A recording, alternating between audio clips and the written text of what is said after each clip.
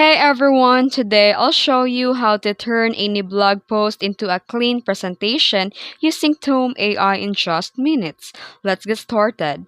So you need to copy your blog content, grab a main text or a link from your blog post, or add a blog PDF if you want, and you can summarize the key points if it's long, and Tome works best with concise inputs. Open a Tome app and create, then paste your blog text into a prompt like this.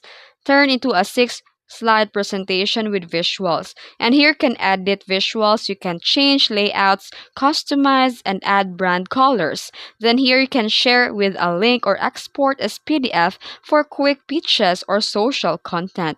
And that's how you convert blogs to slides in seconds with Tome AI. If you found this video helpful, don't forget to like and subscribe for more tutorials. Thanks for watching.